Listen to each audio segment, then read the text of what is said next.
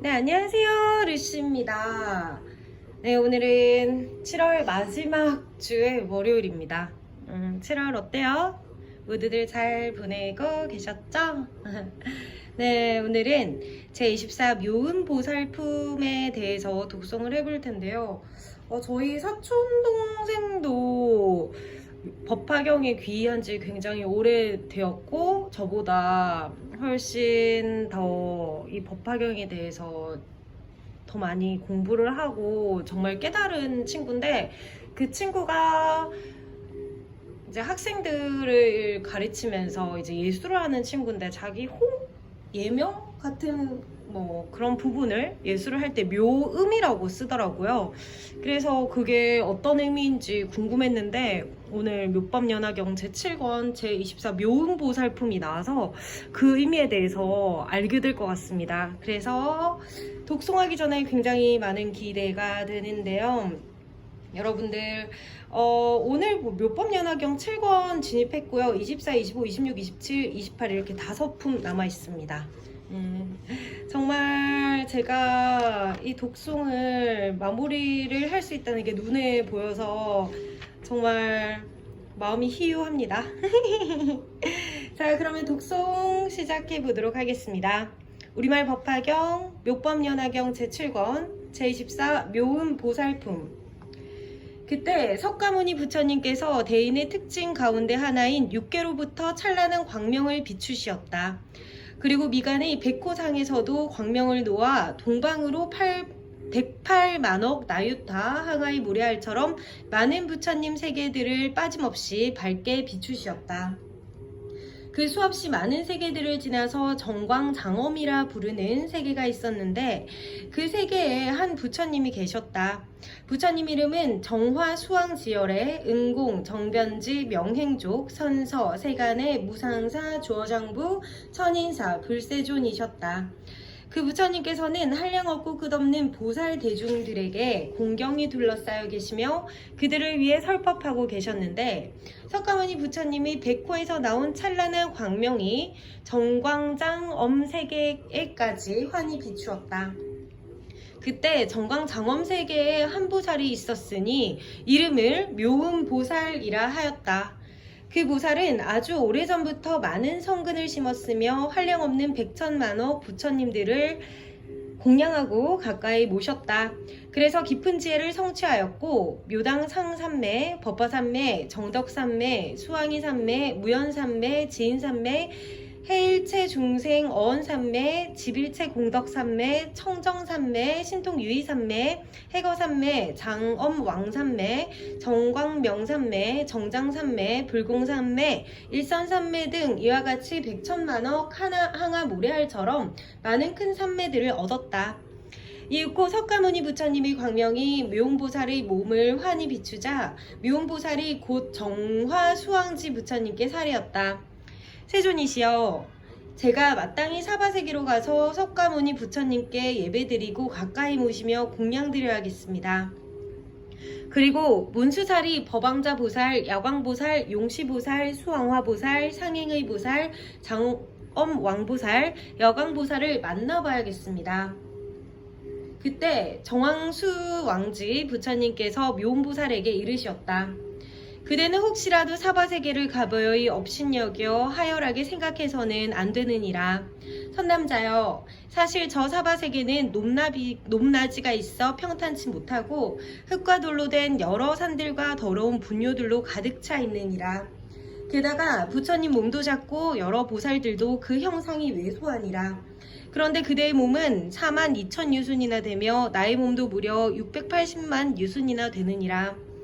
또한 그대의 몸은 단정하기가 으뜸인데다 100천만 가지의 복덕과 강명으로 뛰어나게 훌륭하도다. 그렇더라도 그대는 거기 가서 사바세계를 형편없다고 여기며 행여 부처님이나 보살들 그리고 국토에 대하여 하열하게 생각해서는 절대로 안 되느니라. 묘음보살이 정화수왕지 부처님께 사례었다. 세존이시여, 제가 지금 사바세계에 가는 것은 모두 열애의 위신력 덕분이옵니다. 또 열애의 신통력으로 희유하여 다니는 것이고 열애의 공덕과 지혜로 장엄하여 가는 것이옵니다. 이윽고 묘훈보살은 그 자리에 일어나지 않고 몸을 움직이지 않은 채 산매에 들어갔다. 산매의 힘으로써 영취산이 부처님 법좌 앞에다 84,000송이의 온갖 보배 연꽃을 피웠다. 그 꽃의 줄기는 연부 당금이며 꽃잎은 백은이고 꽃술은 다이아몬드이며 연심은 견숫과 보석으로 된 연꽃이었다.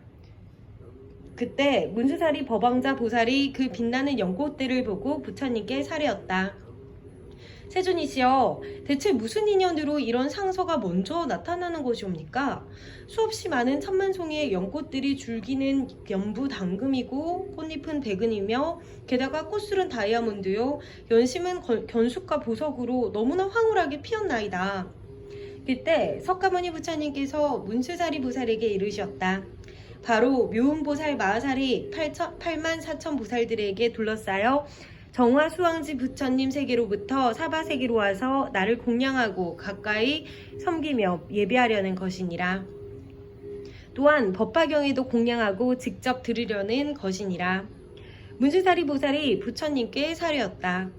세존이시여, 그 보살은 어떤 성근을 심었으며 어떤 공덕을 닦았기에 저런 큰 신통력을 갖춘 것입니까? 도대체 어떤 산매를 수행하였나이까? 부디 저희들을 위하여 그 산매의 이름을 말씀해 주시옵소서.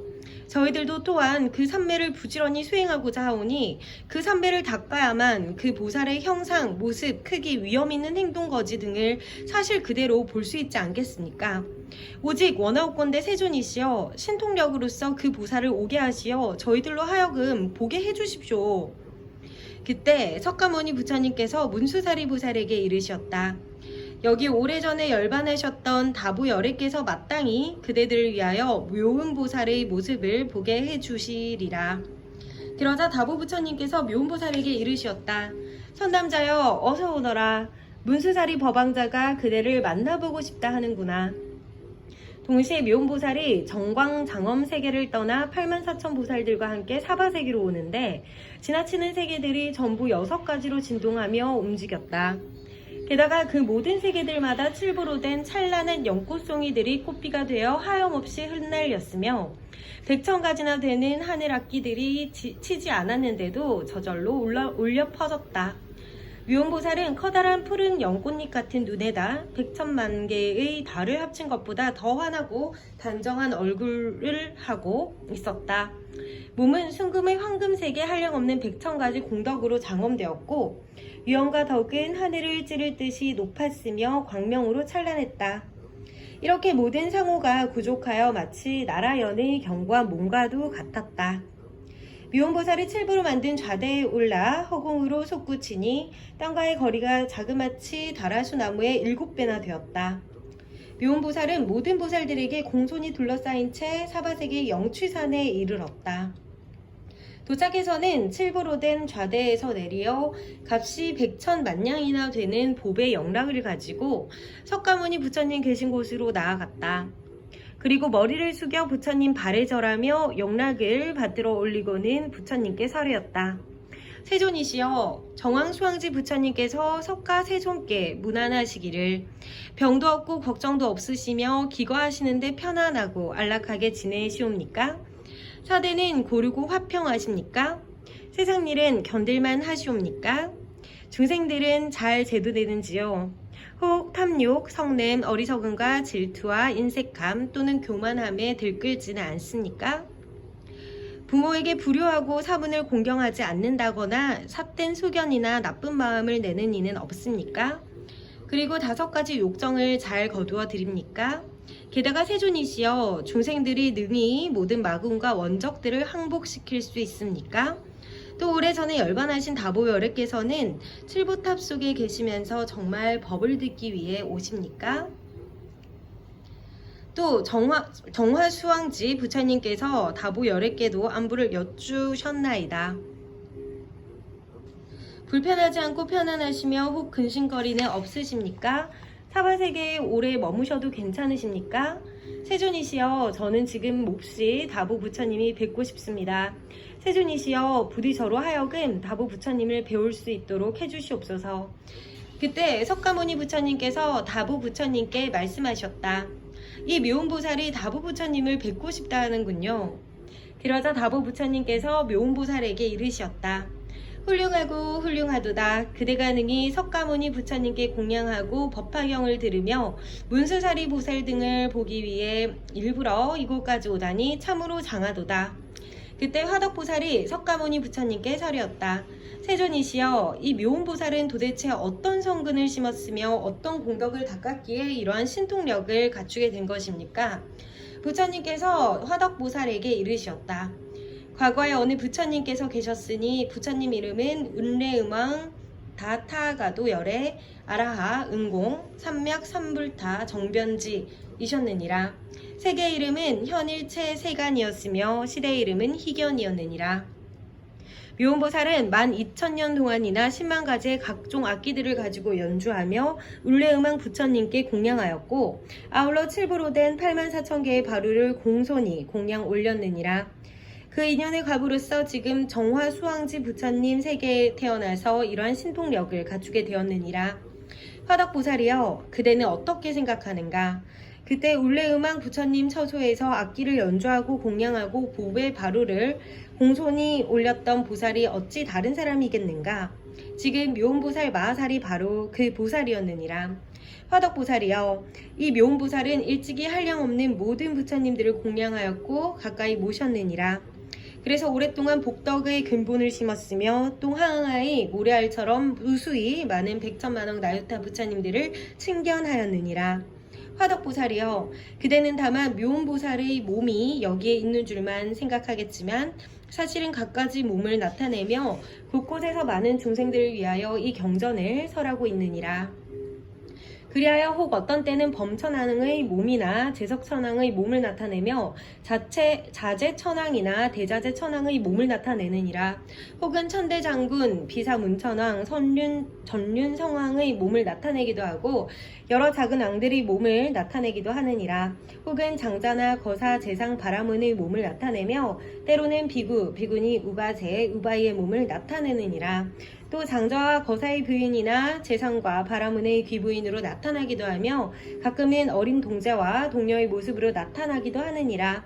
더욱이 어떤 때는 하늘천신, 용, 야차, 건달바, 아수라, 가루라, 긴나라, 마우아라와 같이 사람인 듯 하면서 아닌 이들의 몸으로 나타나서 이 경을 설하기도 하느니라.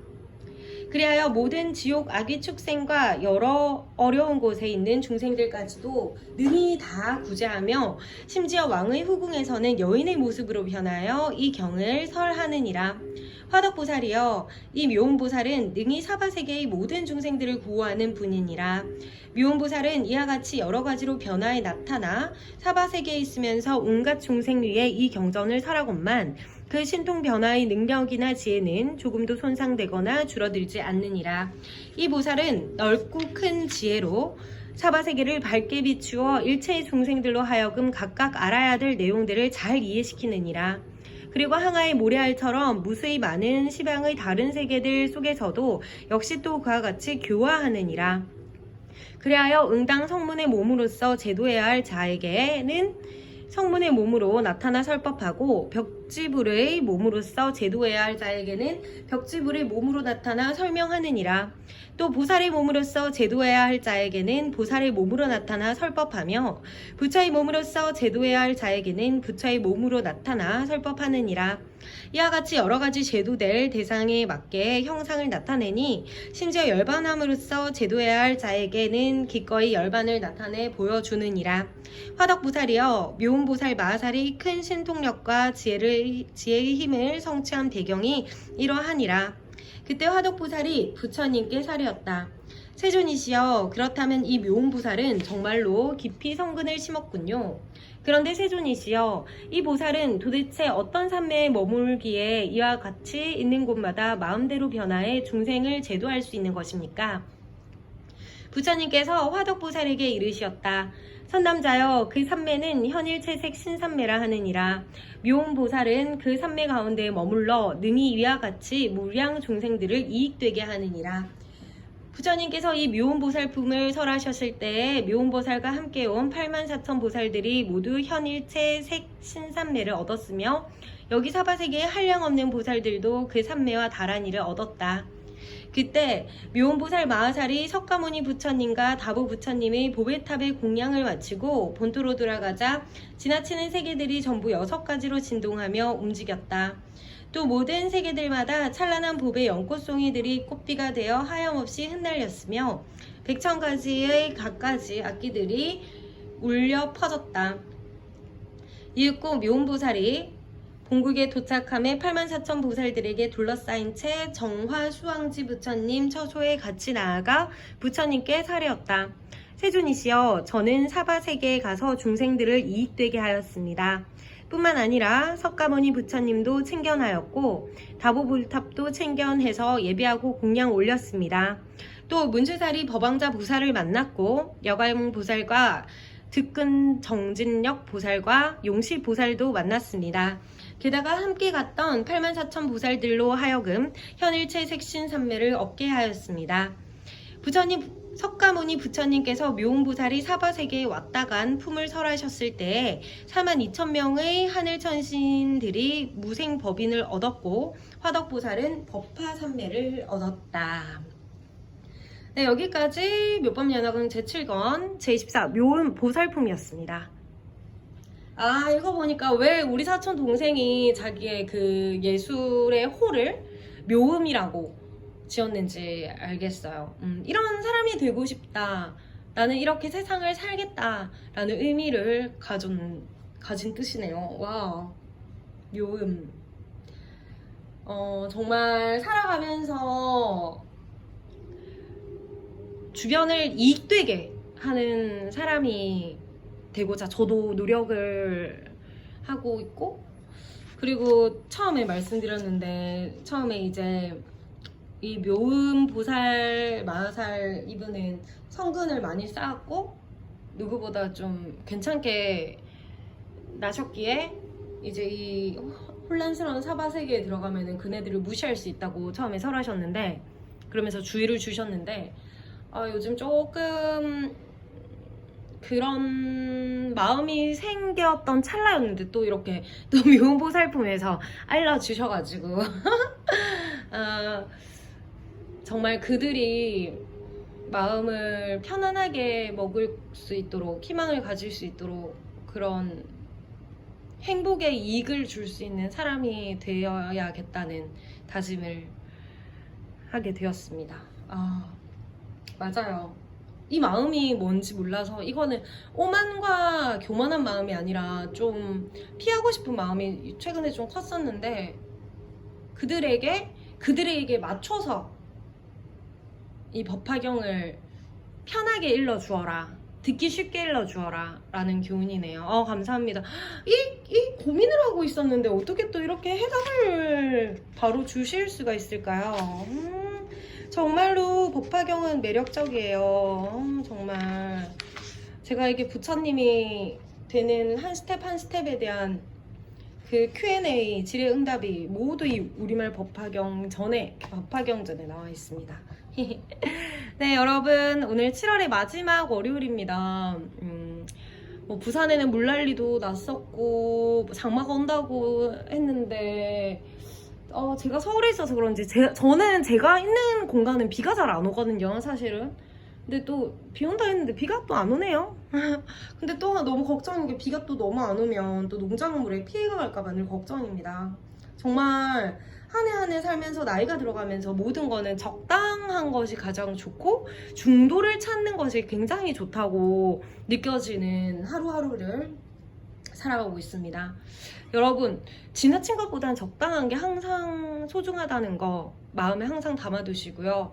매일매일 정말 적당하다고 해서 유의하게 보내는 것보다는 뭔가 하루를 풍요롭게 가득 차게 중도를 지키는 하루를 만드셨으면 좋겠습니다.